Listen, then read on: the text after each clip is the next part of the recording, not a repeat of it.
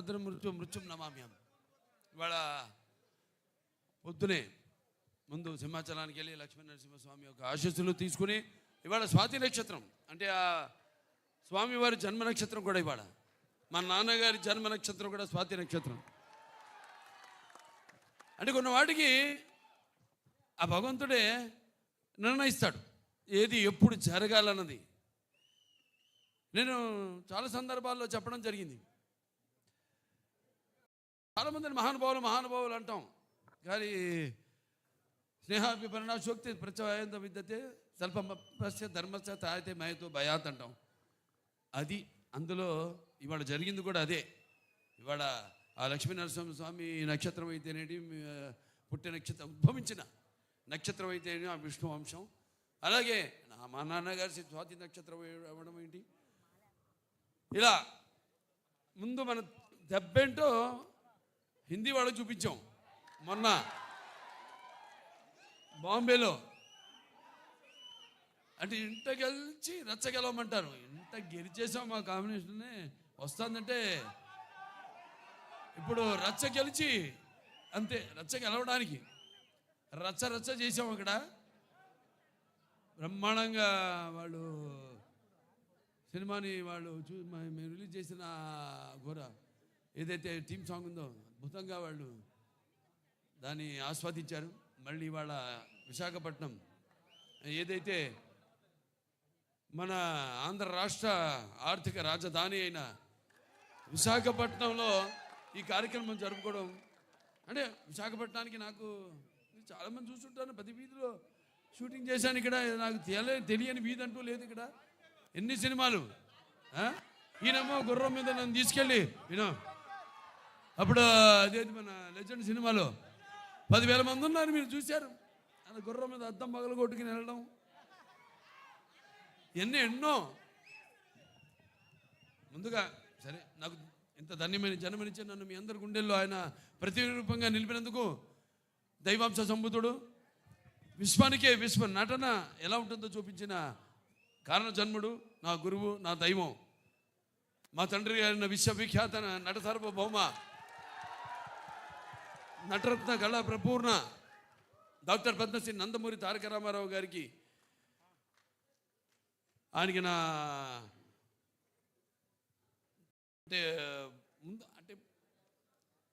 వాగ్రత సంపర్తం వాగ్రత ప్రతిపత్తే జగతో పితరు వందే పార్వతీ పరమేశ్వరం.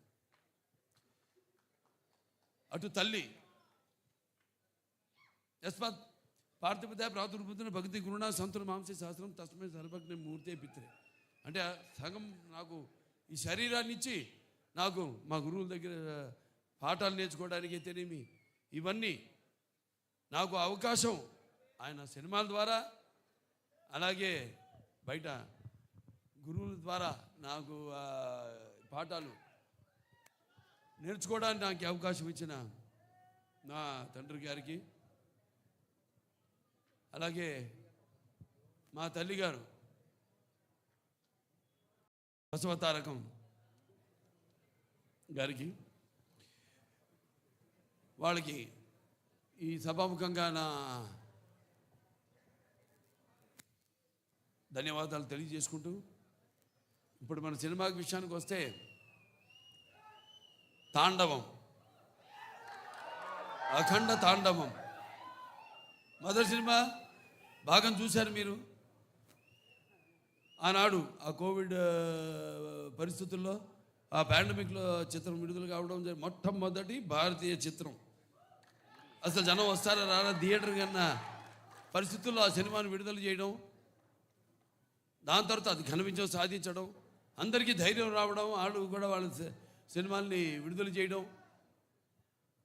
మన వాళ్ళే కాదు యావత్ భారతదేశపు చలనచిత్ర పరిశ్రమ కూడా వాళ్ళ సినిమాలన్నీ ధైర్యంగా వాళ్ళు విడుదల చేయడం జరిగింది. ఇవాళ మళ్ళీ అఖండ తాండవంతో మేము ముందుకు వస్తున్నాం. చూసాక పాట ఎలా ఉంది?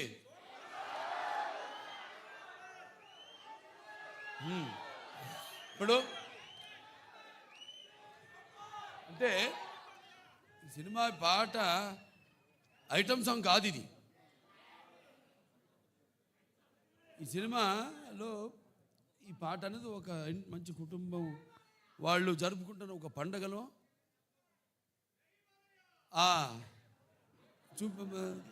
తీసిన పాట ఇది. సో ఈ సినిమా చూస్తారు మీరు. ఈ పాటే కాదు, సినిమాలో మా సంయుక్త మెనన్ ఆవిడ పాత్రను చూస్తారు మీరు. పాటలో గ్లామర్ చూశారు. ఇప్పుడు ఆవిడ రేపు సినిమాలో ఆవిడ పాత్ర ఎంత అద్భుతంగా ఆ పాత్రకు, అంటే మన దర్శకులు బోయపాటి శ్రీను గారు మరి ముత్యాలు ఏటుపాలుగా దొరికితే చూడడానికి ఎంత అందంగా ఉంటాయో అంత అందంగా నటినట్టు నుంచి భావాల్ని రాబట్టగలిగిన దర్శకుడు మా బోయపాటి శ్రీను గారు. అంత బాగా బ్రహ్మాండంగా ఆ పాత్రను రచించి అంత అద్భుతంగా ఆవిడలోంచి ఆ భావాల్ని ఆ పాత్ర చూస్తారు రేపు మీరు. ఎంత అద్భుతంగా ఆవిడ కూడా నటించి ఎంత బాగా ఆ పాత్రకు న్యాయం చేసిందో. అలాగే మా భాను మాస్టర్ గారు ఉన్నారు ఇక్కడ. ఏది మన అక్కడ జయబాలయ్య పాట, ఇప్పుడు మళ్ళీ ఈ పాట చాలా అద్భుతంగా ఆయన కంపోజ్ చేయడం జరిగింది. మూమెంట్స్ అన్నీ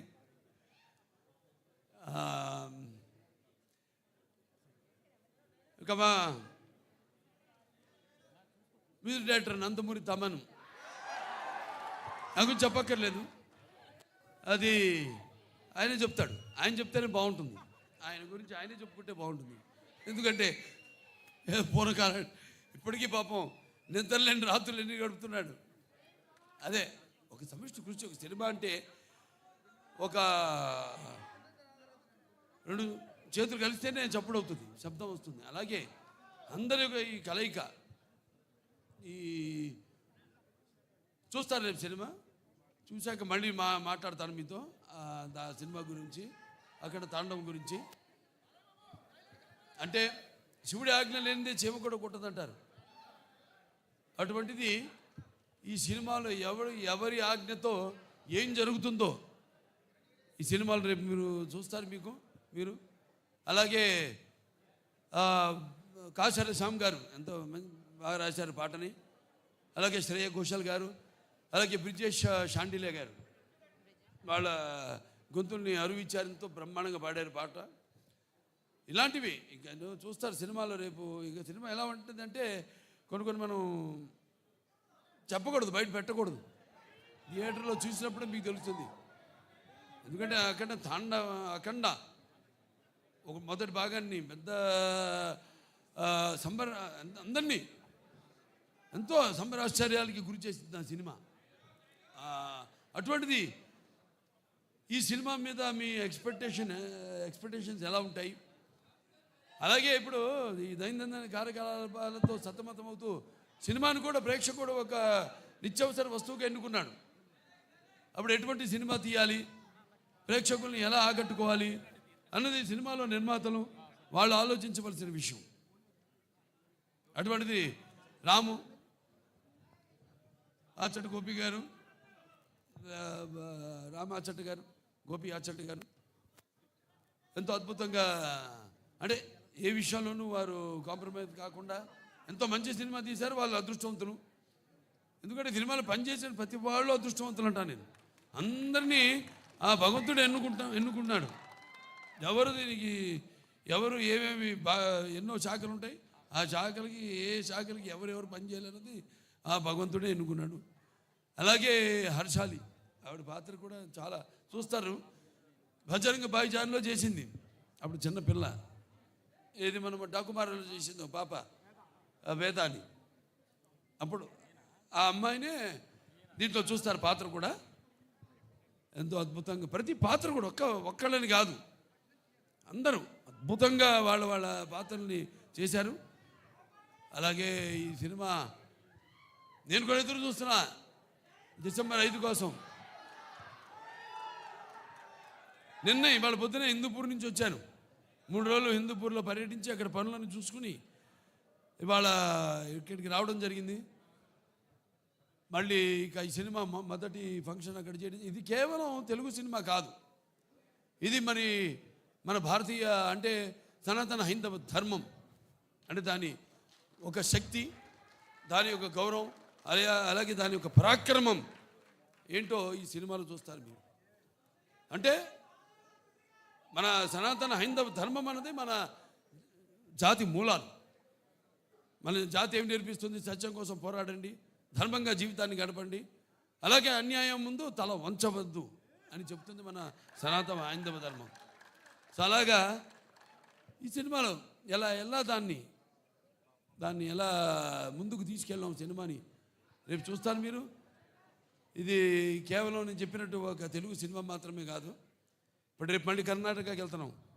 అక్కడ చింతామణిలో మళ్ళీ కన్నడ సినిమా ఫంక్షన్కి అటెండ్ అవుతున్నాం. అక్కడి నుంచి మళ్ళీ చెన్నై వెళ్తున్నాం.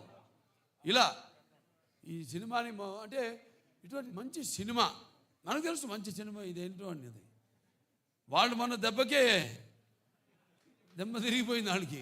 మన బాంబేలో చేసినప్పుడు ఈ హిందీ టీజర్ రిలీజ్ చేసినప్పుడు.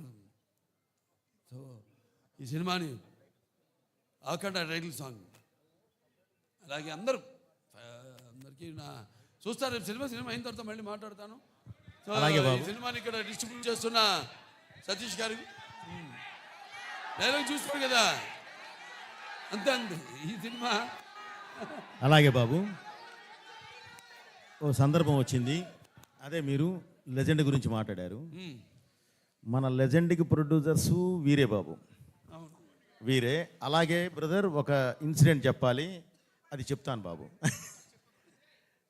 ఇక్కడ వైజాగ్లోనే మన వైజాగ్లోనే ఆర్కే బీచ్లో ఒక విల్సన్ అనే ఒక నల్లటి హార్స్ తీసుకుని